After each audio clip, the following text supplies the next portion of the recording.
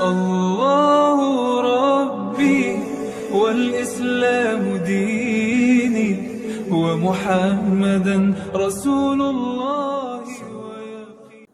Kalaulah mereka benar-benar mencari wasilah untuk bisa usul kepada Allah, tentu wasilah yang mereka cari itu, kata Allah, ayyuhum aqrabu, adalah orang yang mana dirinya benar-benar telah usul kepada Tuhannya. Kalau dia benar-benar telah usul kepada Tuhannya, maka orang yang usul adalah orang yang ma'rifat. Orang yang ma'rifat itu adalah orang yang liqa. Orang yang liqa itu adalah orang yang musyahadah.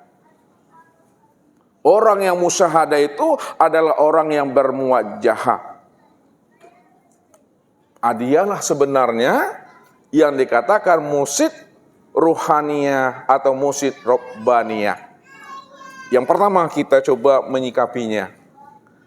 Mursyid ruhani atau mursyid ruhaniyah. Mursyid ruhaniyah ini adalah langkah awal untuk kita bisa usul kepada Tuhan.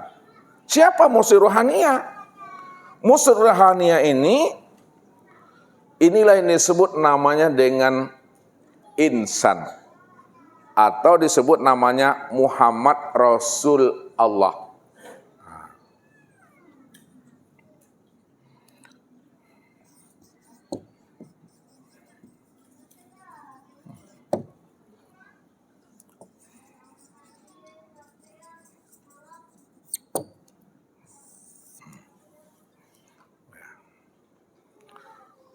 Muhammad Rasulullah, ya, ini kapasitasnya, ya, adalah Nabi, Rasul. Berapa banyaknya Nabi Bapak Ibu yang dikatakan Muhammad Rasulullah itu? Berapa banyaknya? 124.000. 124.000 Nabi dan Rasul itu, ini disebut namanya mursyid ruhaniyah. Kapasitasnya Nabi dan Rasul. Dari 124.000 Nabi ini adalah ayyuhum aqrabu.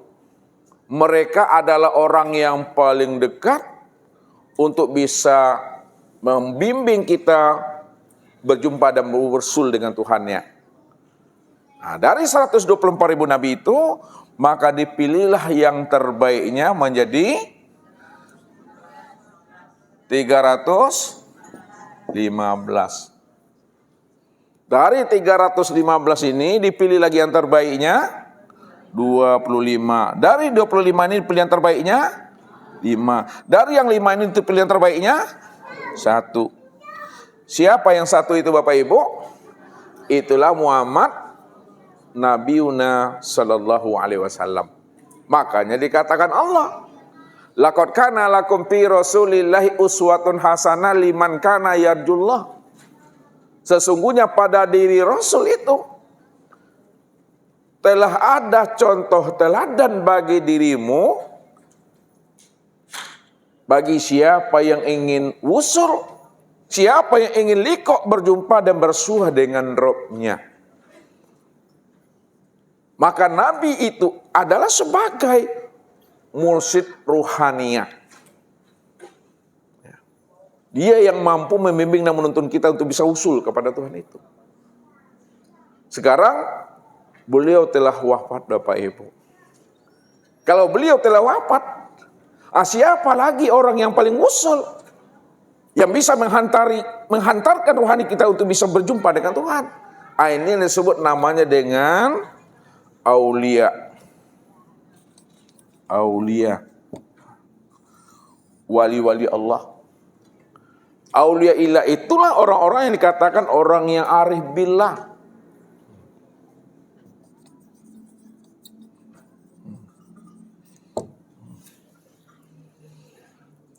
Kapasitasnya adalah sebagai al-ulama.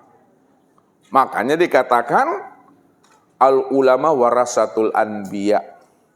Ulama itu adalah pewaris Nabi. Kalau Nabi telah meninggal dunia, Nabi telah wafat, masih ada pewarisnya Bapak Ibu. Pewaris daripada Nabi itu adalah ulama. Dialah yang akan membimbing dan menuntun kita ini. Bagaimana kita bisa wusul kepada Allah itu.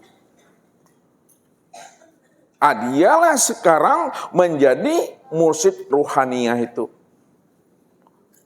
Namun untuk mencari dirinya Bapak Ibu, untuk menemui dirinya, amat sangat sulit Bapak Ibu. Walaupun amat sangat sulit, namun dia ada di tengah-tengah umat. Dia ada di tengah-tengah masyarakatnya. Dia ada di tengah-tengah jamaahnya. Apa cirinya? Apa tandanya? Cirinya itu kata Rasul. Yang pertama, apabila engkau lihat wajahnya,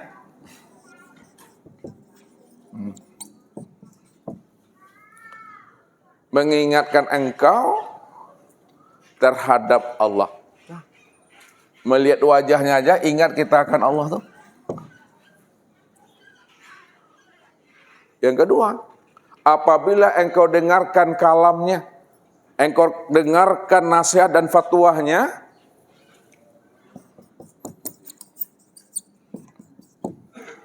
maka makin bertambah dekatlah engkau mengenal akan Tuhan itu.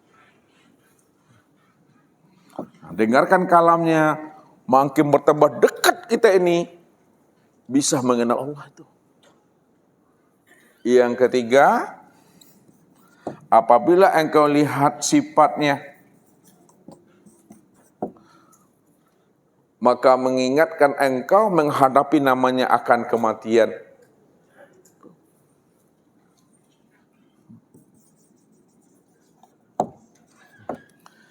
Inilah tanda dan cirinya Bapak Ibu.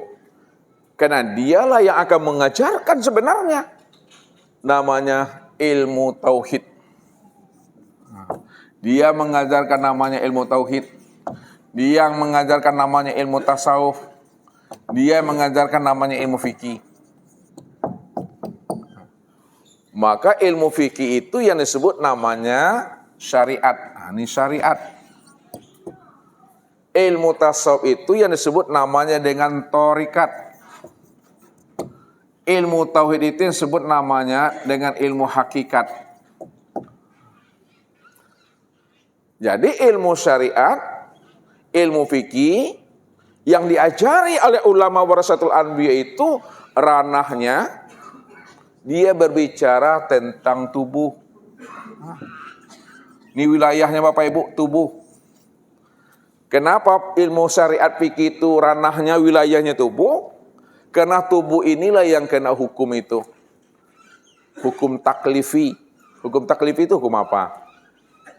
Tahu Bapak Ibu hukum taklifi itu apa saja hukum taklifi? Nggak tahu? Wajib. Wajib. Haram.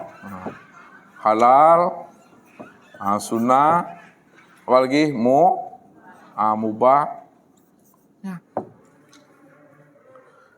Jadi yang kena hukum wajib, yang kena hukum haram itu, ini adalah batang tubuh. Makanya ilmu fikih itu ilmu yang berbicara tentang syariat, tentang aturan-aturan. Di tubuh inilah sebenarnya tempat melihat akan sifat jamalullah itu Bapak Ibu. Jadi untuk melihat dan memandang sifat jamalullah, pandang dan tiliklah kepada tubuh ini. Ilmunya disebut namanya ilmu syariat fikih. Ini yang berbicara tentang aturan itu. Ini yang diajari. Ini sifat jamalullah. Yang kedua Bapak Ibu, adalah ilmu tarekat tasawuf. Itu wilayahnya itu adalah hati. Ini hati. Maka berilah hati kita itu pakaian. Supaya hati kita tidak ujub. Hati kita tidak takbur, hati kita tidak riya, hati kita tidak hasad. Maka beri pakaiannya. Pakaian hati itu, itulah yang disebut namanya thariqat tasawuf ini Bapak Ibu.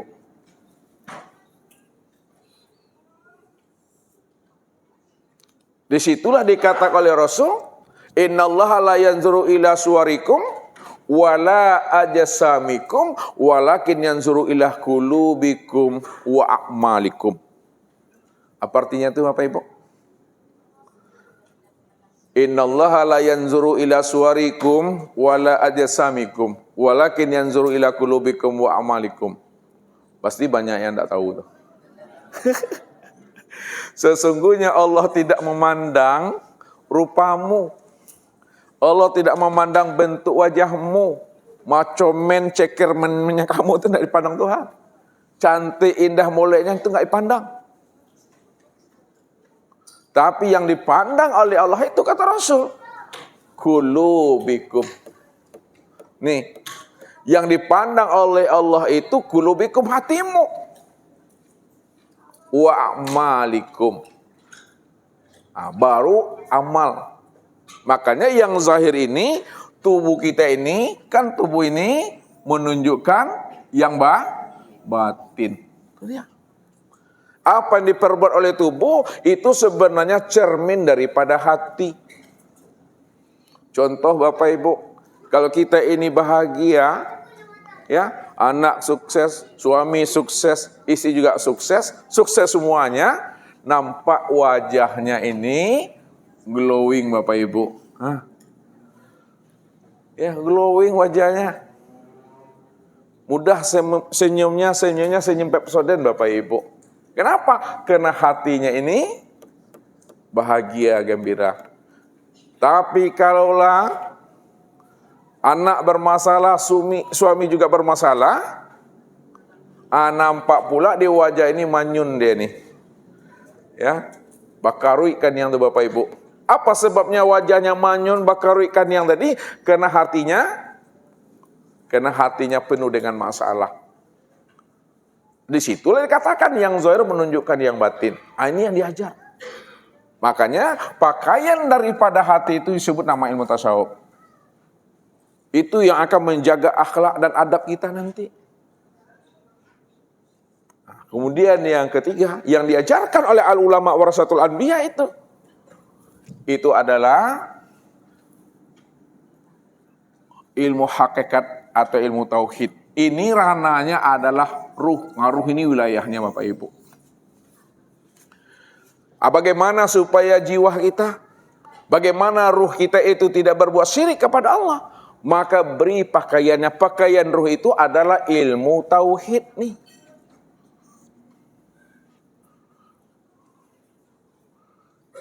Ketiga-tiga ilmu inilah isi daripada Al-Quran Bapak Ibu. Jadi yang disampaikan oleh Nabi, itulah yang disampaikan pula oleh pewarisnya. Pewarisnya itu kapasitasnya adalah al-ulama warasatul anbiya. Itulah wali-walinya Allah itu. Ini isi Al-Quran. Makanya isi Al-Quran itu hakikat ini, ilmunya tauhid. Di dalam Al-Quran disebut namanya dengan akidah. Ya. Sedangkan syariat fikih ini, syariat fikih dalam Al-Quran disebut namanya dengan ibadah. Ibadah. Akhlak atau tasawuf itu di dalam Al-Quran, thariqat tasawuf ini disebut namanya dengan akhlak. Ini bahasa Al-Quran. Akidah, ibadah, dan akhlak. Kalau bahasa Nabi apa namanya? Kalau bahasa Nabi apa disebut? Akidah itu disebut apa? Akidah disebut namanya dengan iman. Iman. Ya. Ibadah ya disebut namanya dengan Islam. Sedangkan tasawuf, akhlak itu disebut namanya dengan ihsan. Nih, ihsan. Apa yang disampaikan oleh Nabi Bapak Ibu? Apa juga yang disampaikan oleh pewarisnya? Semuanya itu adalah isi Al-Quran. Bahasanya saja yang berbeda, namun hakikatnya itu adalah isi Al-Quran Bapak Ibu. Ini yang diantarkannya. Maka setelah kita paham, setelah kita tahu dan mengerti dia adalah warasatul anbiya, pewaris Nabi yang bisa menghantarkan kita usul kepada Allah, maka mintalah bimbingan dengan dia. Minta bimbingan.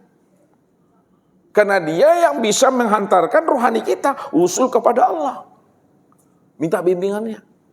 Untuk minta bimbingannya, maka disitulah kita benar-benar tanamkan adab itu Bapak Ibu. Adab. Disitulah dikatakan oleh Rasul, al-adab fauqal ilmi. Adab itu lebih tinggi daripada ilmu. Jalan untuk mendapatkan barokah guru itu. Jalan untuk mendapatkan barokah ilmu ulama itu. Sebagai pewaris Nabi, adab inilah jalannya Bapak Ibu. Nah, siapa yang telah beradab kepada dirinya, maka disitulah kita mendapatkan berkah ilmu itu. Nah, berkah. Disinilah pesan Rasul kepada kita itu yang mesti dipahami. Ya, apa kata Rasul? Man akroma aliman pakot akromani. Wa man akromani pakot akramallah. Wa man akramallah pama'wahul jannah. Siapa yang beradab kepada ulamanya, samalah dia beradab kepada aku, kata Rasul. Siapa yang beradab kepada aku, dah sama dia beradab kepada Allah. Siapa yang beradab kepada Allah, maka Allah tempatkan dia di dalam kandungan Rahman dan Rahimnya. Itu disebut namanya dengan jannah itu. Man zaro aliman faka'anna mahzaroni. Barang siapa yang berkunjung bersilaturahim kepada ulamanya, mursyidnya, sudah sama artinya dia berkunjung bersilaturahim dengan aku. Wa man sofaha aliman faka'anna masofahani.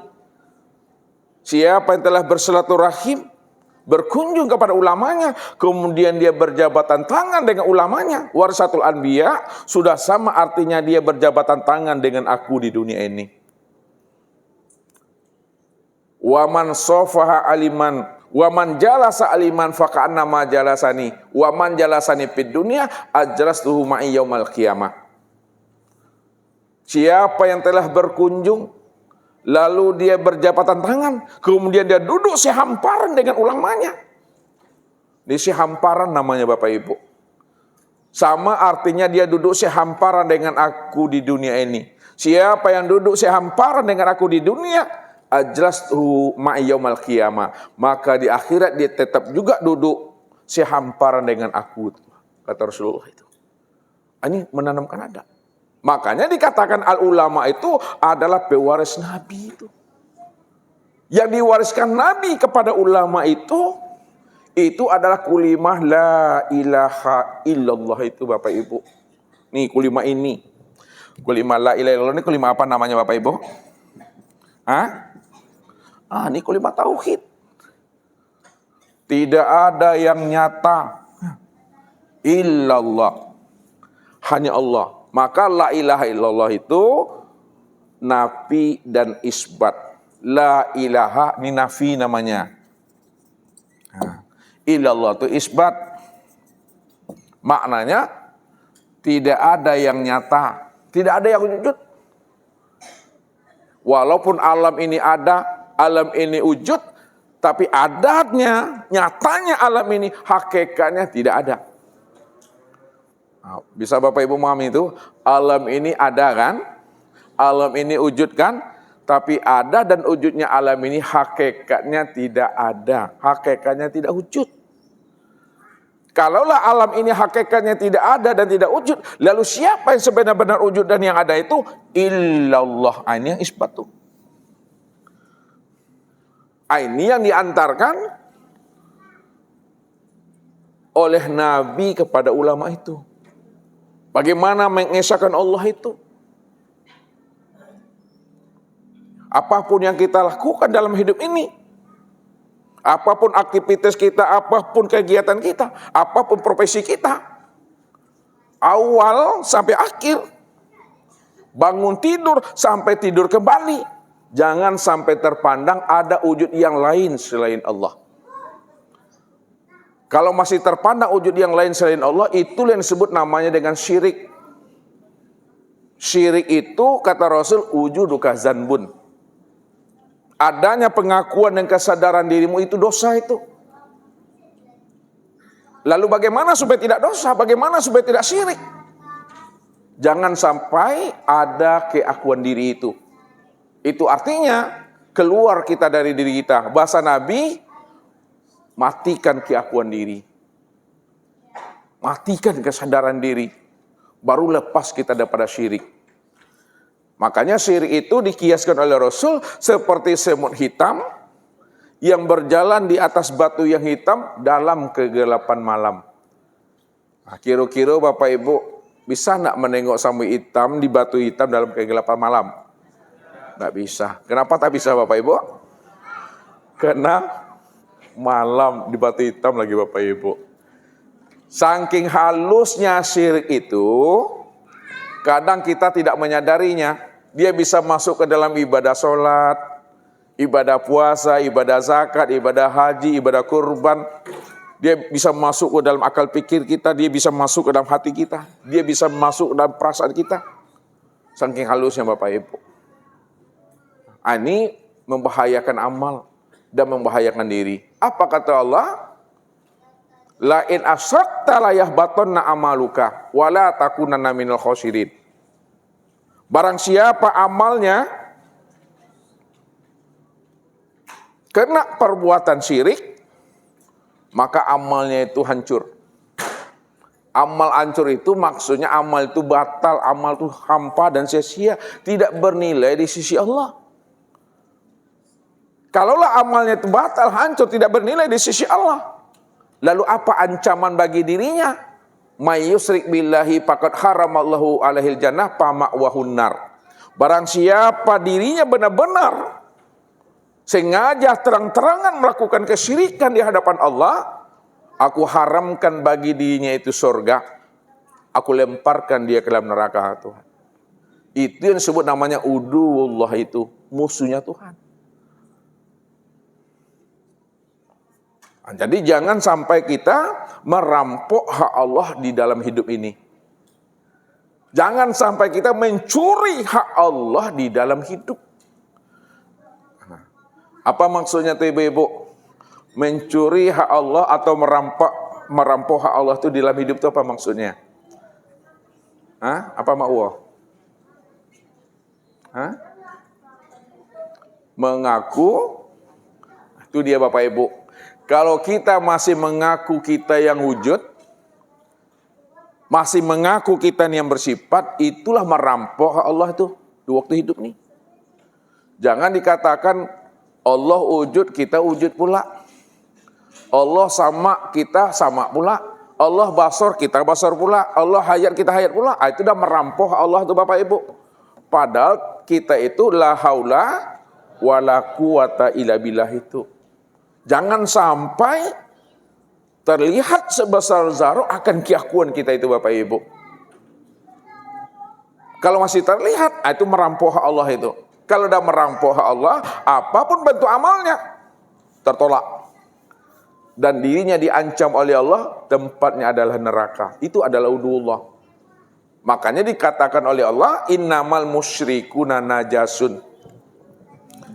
Innamal musyrikuna najasun.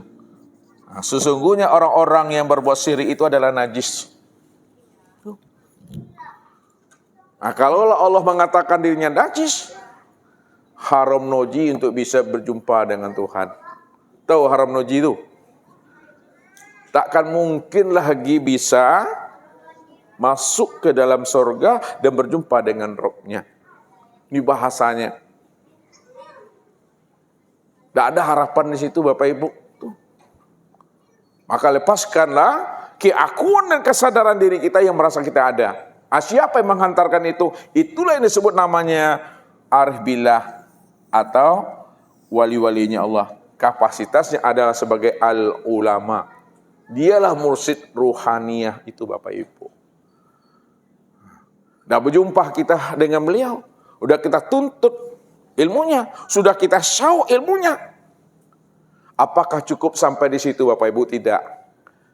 Karena dia adalah orang yang tahu jalan kembali kepada Tuhan. Dan dia telah berjumpa dengan Tuhannya. Maka dituntunnya kita ini bagaimana kita bisa berjumpa pula dengan Tuhan. Maka carilah mursyid ruhani yang telah berjumpa dengan Allah. Pasti Bapak Ibu jamaahnya akan berjumpa dengan Allah. Tapi kalau dia belum berjumpa dengan Rabb-nya, dia belum berjumpa dengan Tuhannya, dipastikan pula Bapak Ibu tidak akan pernah bisa berjumpa dengan Tuhan. Kenapa demikian? Dia saja belum bisa berjumpa dengan Allah, apalagi kita Bapak Ibu. Maka yang bisa berjumpa kepada Allah itu adalah orang yang kenal Allah. Walaupun dia kenal Allah, tapi dia tidak pernah mengatakan dia kenal Allah. Tak pernah dia mengatakan dia kenal Tuhan. Disitulah Ustaz selalu katakan, orang makrifat tidak pernah mengatakan dirinya makrifat. Orang yang tidak pernah mengatakan dirinya makrifat juga belum tentu makrifat.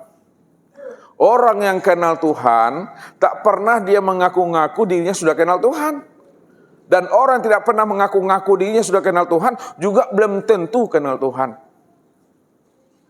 Disitulah rahasia dirinya itu, rupanya mengenal wali Allah itu, mencari wali Allah, menemui wali Allah itu lebih sulit daripada menemui dan mengenali para nabi dan para rasul Bapak Ibu. Ya, saya ulang lagi, menemui wali Allah, mencari wali Allah itu lebih sulit, lebih payah daripada mengenal dan menemui para nabi dan para rasul. Di mana letak pahamnya tuh? Kalau Bapak Ibu ya, yakin bahwa dia itu adalah wali Allah, yakin Bapak Ibu dirinya itu adalah wali Allah, tidak bertambah iman kita. Tapi kalau Bapak Ibu tidak yakin kepada dirinya, ya, maka juga kita nggak akan kafir. Yakin tidak bertambah iman. Tidak yakin, kita tidak kafir. Tapi kalau Nabi, yakin kita bahwa Muhammad itu adalah Nabiullah, utusan Allah, bertambah iman kita. Tidak yakin kita Nabi Muhammad itu adalah utusan Allah, kafir kita Bapak Ibu. Kalau wali Allah, tidak. Yakin tidak bertambah iman, tidak yakin tidak kafir. Makanya menemui dirinya itu sangat sulit Bapak Ibu. Dia ada di tengah-tengah masyarakat dan umat itu. Dia ada di tengah-tengah jamaahnya. Tapi dia tidak pernah mengaku-ngaku. Apa sebabnya tidak pernah mengaku? Karena memang dirinya nggak pernah ada.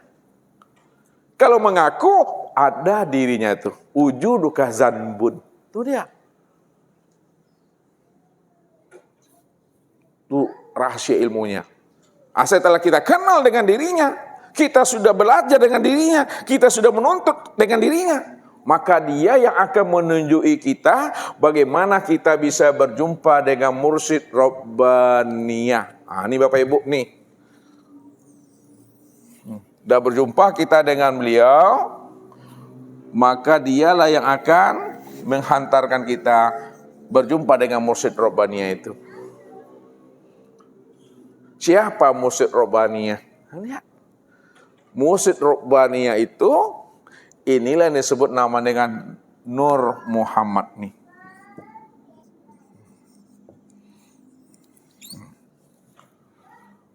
Ya, mursyid Rabbaniyah itu adalah Nur Muhammad. Nur Muhammad inilah awal mula penciptaan. Nur Muhammad inilah awal mula kejadian. Apa kata Allah? Khalaqtuka li ajli wa khalaqal alam li ajlika. Khalaqtuka li ajli wa khalaqal alam li ajlika. Dijadikan Nur Muhammad itu li ajli, untuk melihat, untuk menyatakan akan wujud kezahiran diri Tuhan. Wa khalaqal alam li ajlika, dan diciptakan alam ini untuk melihat, menyatakan akan dirinya Nur Muhammad itu. Nah, kalau bahasa kajinya, bahwa diri Bapak Ibu ini bayang-bayang Nur Muhammad. Nur Muhammad itu bayang-bayang Allah tuh. Wah, disitulah rahasianya. Aku ciptakan dirimu untuk melihat dan menyatakan diriku, dan aku jadikan alam untuk melihat dan menyatakan akan dirimu. Siapa Nur Muhammad ini? Nur Muhammad inilah yang dikatakan wujudullah itu, Bapak Ibu. Ini Nur Muhammad ini yang disebut wujudullah. Nur Muhammad ini yang disebut namanya dengan Ainullah.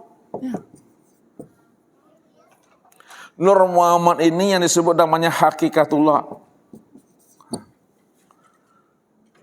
Itu dalam bahasa apa namanya itu?